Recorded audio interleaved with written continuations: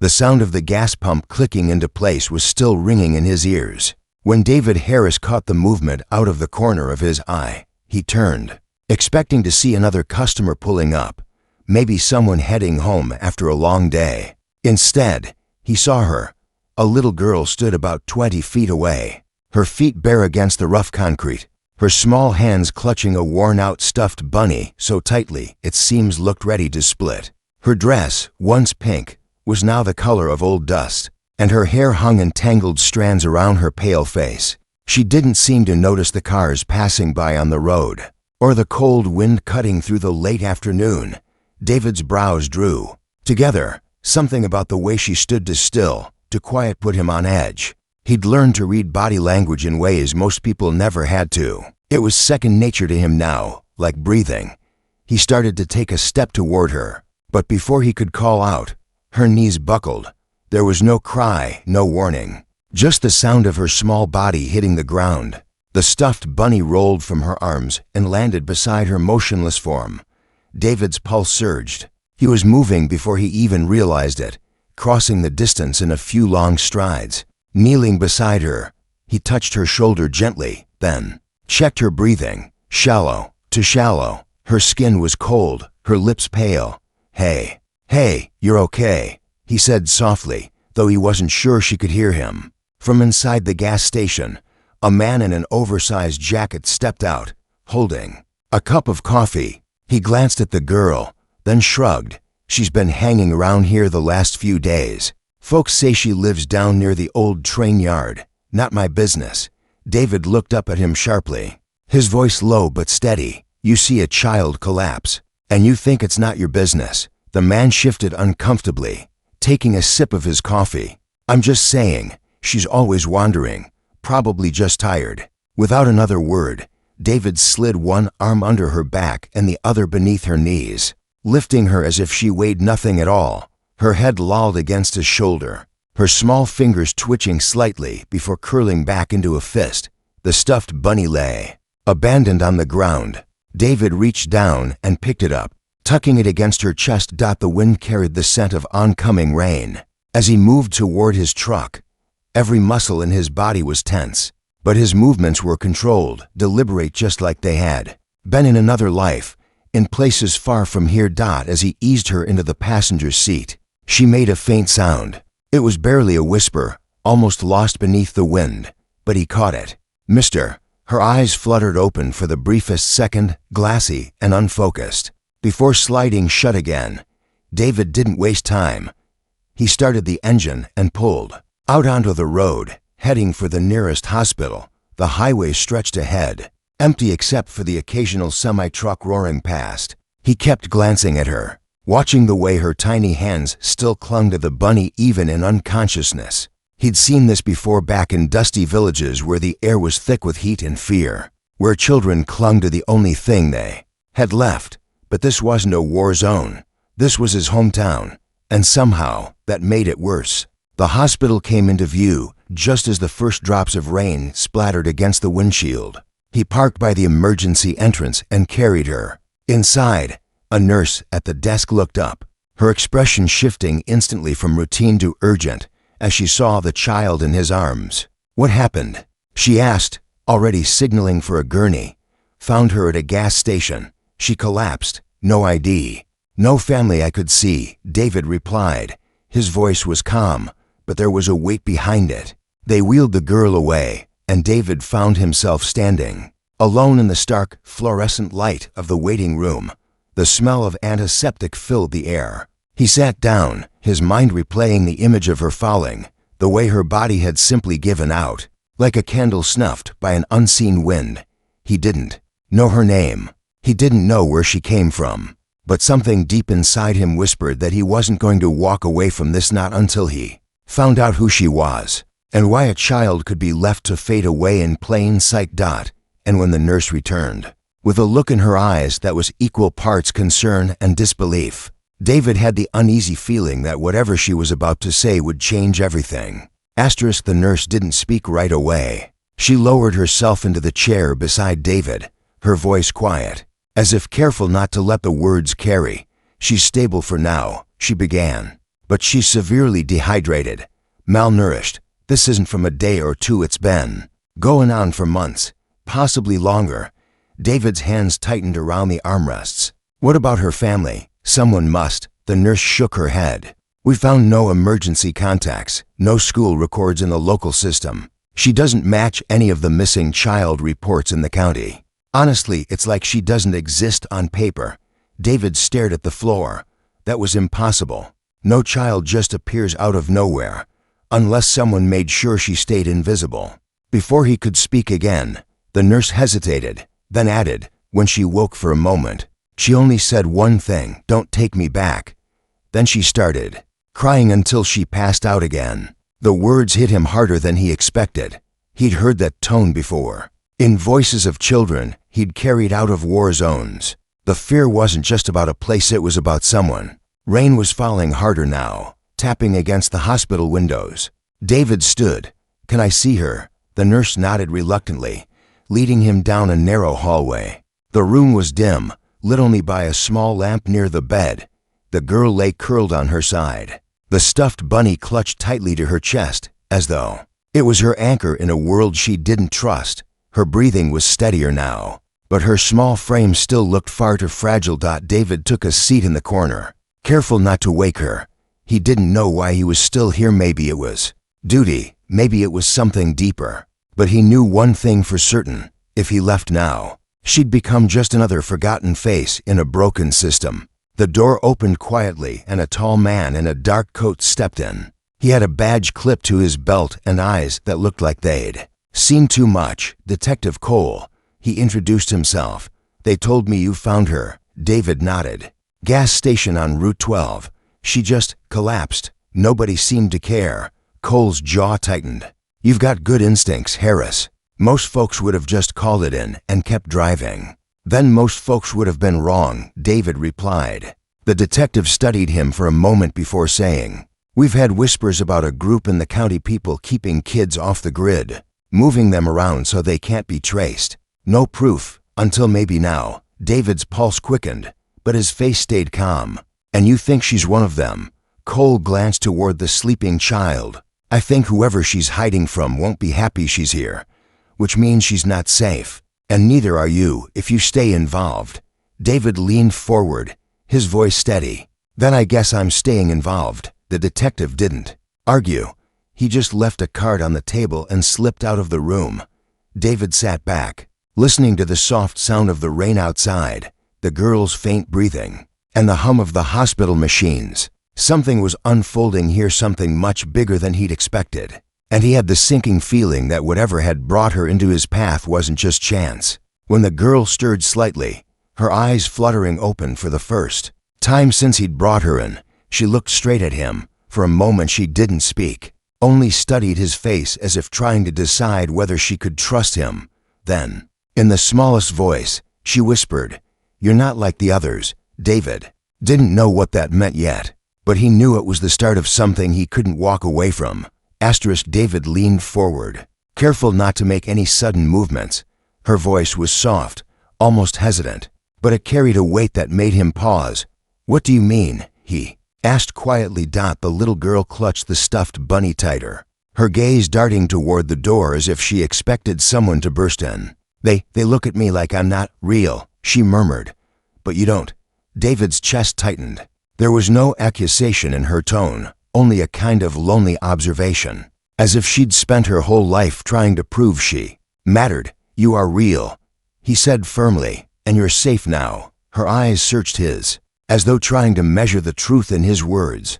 But before she could speak again, a nurse stepped in with a clipboard, her voice low but urgent. "Mr. Harris, we just had a call from someone asking about her. They wouldn't give their name, just said she belonged to them and they'd be coming to get her." David's muscles tensed. "And you told them that she's under medical care and they'd need proper documentation." They hung up before I finished the sentence. The girl flinched at the mention of someone coming. David caught the tiny movement, the way her fingers curled until the tips turned white. Whoever had called, she didn't want to see them. He stood. "Don't let anyone in here who can't prove who they are." "I mean it." The nurse nodded, sensing the seriousness in his voice. After she left, the girl shifted slightly, her voice trembling. "If they find me, they'll take me back. Please don't let them." David's mind was already turning.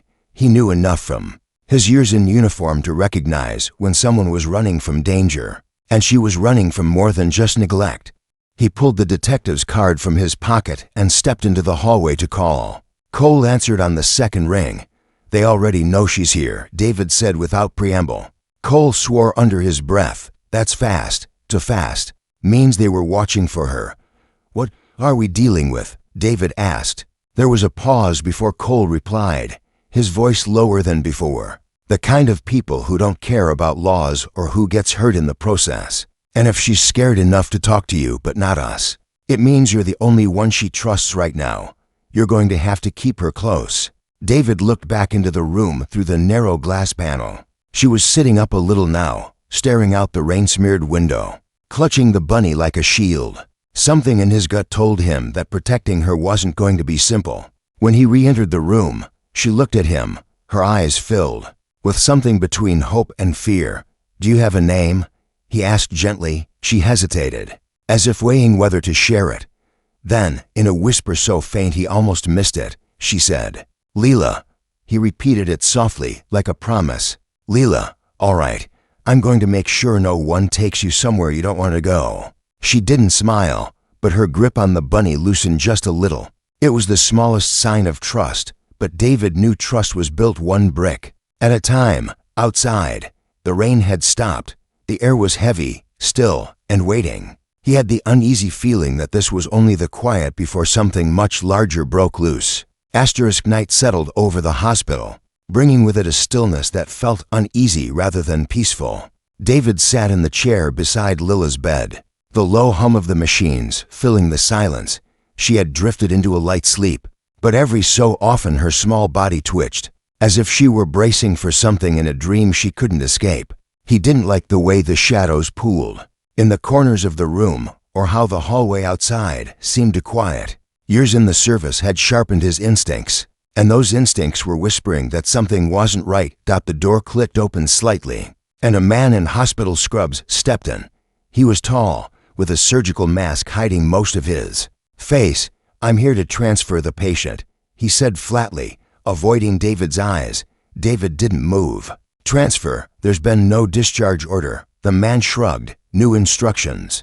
"Paperwork's at the desk." David stood, placing himself between the man and Lila's bed. "Then bring the paperwork here. I'll read it first." The man's gaze flickered, just for a second, but David caught at the smallest tell of someone caught in a lie. The soldier in him woke up instantly, sharp and alert. "Who sent you?" The man hesitated, then turned abruptly toward the door. David stepped forward. Not another step. The man's hand twitched toward his pocket, and that was all David needed. He closed the distance into strides, grabbing the man's wrist and twisting it just enough to stop him without causing injury. Something small and metallic clattered to the fluorophone. The screen lit up with a message, "Get her now," before David could press for answers. The man jerked free and bolted into the hallway. David moved to follow but stopped himself. Leaving Leela alone, even for a minute, wasn't an option. He shut the door, locked it, and pulled the blinds over the narrow window. Leela had woken, her eyes wide. "Who was that?" "Someone who doesn't belong here," David said, forcing calm into his voice. "But they're not getting near you." She hugged the bunny to her chest, her voice trembling. "They always find me." "Not this time," David said, and he meant it. He picked up the phone the man had dropped, scrolling through the messages. Every one of them was brief, coded, and chilling. Whoever was behind this had been tracking her for days, maybe weeks.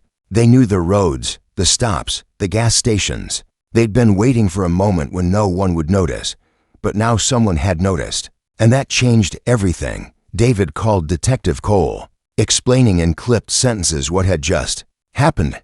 Cole's response was immediate. "Lock the door. Don't let anyone in until I get there. And Harris, be ready. If they're desperate enough to send someone into a hospital, they won't stop tonight." David ended the call and sat back down beside Leela. Her breathing was fast, her gaze fixed on the door. "You said they always find you," he said gently. Can you tell me who they are? Her voice was so soft he had to lean in to hear. People who keep kids like me, move us around. We work. We don't get to leave. The words were too heavy for a child her age to carry. David felt something deep inside him tighten.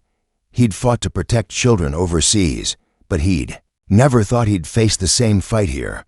Outside the locked door, footsteps echoed faintly, stopping right outside the room. The handle rattled, slow and deliberate. David's eyes met Lila's. Stay behind me. This wasn't over. In fact, it was just beginning. The handle stilled, and for a long, tense moment there was nothing but silence. David kept his body angled toward the door, his stance steady. Lila was pressed against the far side of the bed, clutching her bunny so tightly it looked like she might crush it. Then came the sound light, deliberate footsteps retreating down the hall. David didn't relax. He'd seen this tactic before. Withdraw just far enough to make you think the threat had passed, then strike from another angle. He stepped closer to the window, parting the blinds just enough to scan the parking lot below. Rainwater glistened under the yellow glow of the street lamps and among the parked cars. A dark SUV sat with its engine idling. He couldn't see the driver, but the faint plume of exhaust was steady in the cool night air. The door opened without warning, but this time it was Detective Cole. "We need to move her," he said in a low voice, closing the door quickly behind him. "The hospital's not safe anymore. We have a temporary safe house." David glanced at Lila. Her wide eyes darted between them. "No," she whispered. "They'll follow. They might try," David said, "but they won't get near you." He crouched so he was level with her. "Lila, I need you to trust me one more time." She hesitated, then gave the smallest nod. Cole handed David a set of keys. "Back door. My car's 2 blocks over. I've already cleared a path." They moved quickly, David carrying Lila and her bunny, keeping her close against him. The back corridors of the hospital were dim and empty, the smell of antiseptic fading into the cooler air of the service exit. The moment they stepped outside, David scanned the shadows. No movement, no sound but the distant hum of traffic. He adjusted his grip on Lila, feeling the tension in her small frame. They reached Cole's unmarked sedan without incident. David slid into the back with Lila, keeping her beside him while Cole drove. "Where exactly are we going?" David asked. "A place owned by someone I trust," Cole said. "No records, no prying eyes. We'll keep her there until we figure out who's pulling the strings." The city lights gave way to dark stretches of road, the hum of the tires on wet asphalt filling the silence. Lila leaned against David's side, her eyes half closed but still watchful, like she didn't dare fall fully asleep. After nearly 40 minutes, they pulled into a narrow driveway leading to a small cabin tucked between rows of pine trees. Cole cut the engine and stepped out first, scanning the perimeter before motioning them inside. The cabin was warm, the air scented faintly of wood smoke. David set Lila down gently, and she wandered toward the small couch, curling up without letting go of her bunny. Cole locked the door and drew the curtains. "We've got maybe a day before they figure out she's not at the hospital. That's our window to get information from her, anything that can lead us to the people responsible." David sat across from Lila, speaking softly. "I know you're tired, but if you can tell us anything, names, places, anything you remember, it might help keep you safe for a moment." She didn't respond. Then she reached into the pocket of her dress and pulled out something small, a metal locket, tarnished with age. She held it out to David. "It's the only thing I kept," she said. "They didn't take it because they don't know it opens." David clicked the clasp, revealing a tiny folded scrap of paper inside. The handwriting was faded, but one word stood out clear enough to make his stomach tighten. It was a name, and he knew it.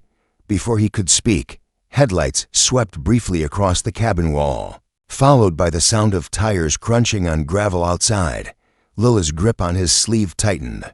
"They found us." David's mind moved faster than his heartbeat. The locket's secret would have to wait right now. The headlights outside told him everything he needed to know. Time was gone. He rose silently, signaling Cole with a glance toward the side window. Cole nodded, slipping to the corner, where his service pistol was already within reach. The air inside the cabin seemed to thicken. Each creak of the wooden floor sounding louder than it should, Leela sat frozen on the couch. Her bunny clutched so tightly the seams strained. David knelt in front of her, speaking low and steady. "Leela, no matter what happens, you stay right here behind the couch. Don't move until I tell you." Her eyes shone in the dim light, fear glistening like unshed tears. "You promise?" "I promise." The crunch of footsteps approached the front porch. A slow knock followed measured to be friendly. David stayed still, letting the silence stretch. Then a voice came through the wood, calm and deliberate. "We just want the girl. Give her to us, and no one gets hurt." Cole moved to the side of the door. "Ready?" David stepped closer, his voice sharp, but controlled. "You're not taking her anywhere." The porch creaked as weight shifted outside. "She's ours. She knows things she shouldn't. You think you can protect her? You have no idea who we are." David's jaw tightened. "I know enough to see a scared child who's had everything taken from her, and I know I'm not letting you finish the job." A pause. Then the door rattled under a hard kick. Cole glanced at David, and in that brief exchange of eyes, years of unspoken training passed between them. David motioned toward the back. The second kick splintered the doorframe. Cole stayed in position while David moved quickly, scooping Leela into his arms. She buried her face against his shoulder as he carried her toward the kitchen, where the back door led to the cover of the trees. The third kick blew the door open. Voices flooded into, maybe 3 men. Cole's voice rang out, firm and commanding, buying David seconds. That was all he needed. The night outside was cold, the pine needles underfoot muffling his steps as he hurried through the darkness. He didn't stop until the cabin's lights were distant glows. Between the trunks, Leela trembled against him, but she didn't cry. When they reached the small dirt road beyond the tree line, David spotted the old truck Cole had stashed earlier for emergencies. He set her in the passenger seat, started the engine, and pulled away without headlights until they were miles from the cabin. Only then did he speak. "Leela, that name in the locket. Who is it?" She hesitated, her voice barely above a whisper. "My mother. She tried to hide me from them. She's gone now, but I think they want what she left behind." David glanced at her, the weight of her words settling in. "Then we'll find out what it is, and we'll make sure no one uses it to hurt you or anyone else." For the first time since he'd met her, Lila's grip on the bunny loosened completely. She leaned against him, her small frame finally relaxing, if only a little. Behind them, the road stretched into darkness. Ahead, somewhere beyond the bend, was the truth, messy, dangerous, and worth every risk. David didn't know exactly where it would lead, but he knew one thing for certain. He hadn't just stumbled into Lila's life. He was meant to be here, and he wasn't leaving until she had the future. Someone had tried so hard to steal from her. The engine hummed as they disappeared into the night, carrying with them the promise that no matter who came for her next, they'd find more than just a soldier. They'd find a wall they couldn't break.